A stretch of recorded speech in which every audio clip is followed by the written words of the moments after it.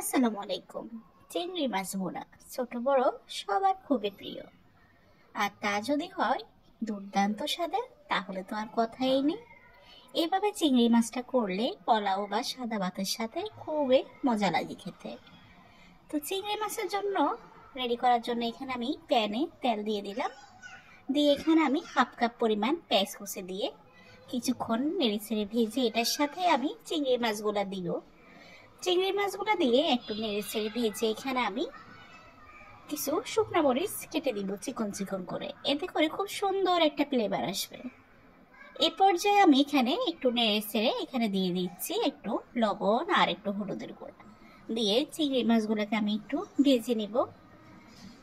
কিছুক্ষণ ভাজার পরে এখানে আমি দিয়ে দিলাম একটা টমেটো কিউব কিউব করে কেটে। টমেটোটা কিছুক্ষণ নেড়ে ছেড়ে ভেজে এখানে আমি দিয়ে দিব 3-4টা কাঁচামরিচ মাঝখান থেকে কেটে।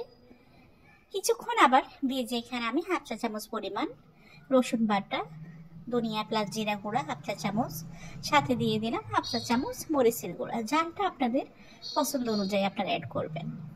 তো কিছুক্ষণ নেড়ে ছেড়ে সম্পূর্ণ উপকরণ ভেজে এখানে আমি হাফ কাপ পরিমাণ পানি দিয়ে দিলাম সম্পূর্ণ চিংড়ি মাছটা রান্না করার জন্য। চিংড়ি মাছ কিন্তু হতে খুব বেশি সময় লাগে না, খুবই অল্প সময় চটপট তৈরি করে নেওয়া যায়।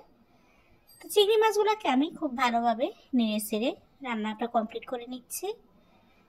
গ্রেভিটা আমার মোটামুটি মাখা মাখা হয়ে গেছে। এই পর্যায়ে এখানে আমি দিয়ে দিব ধনিয়া পাতা কুচি করে। এখানে আমি বেশ কিছু পরিমাণ ধনিয়া পাতা দিয়ে দিলাম। তেলটা উপরে উঠে গেছে, রান্নাটাও আমার মোটামুটি শেষের পথে। আমি আরো কিছুক্ষণ নেড়ে ছেড়ে চিংড়ি মাছগুলা বেড়ে নিব।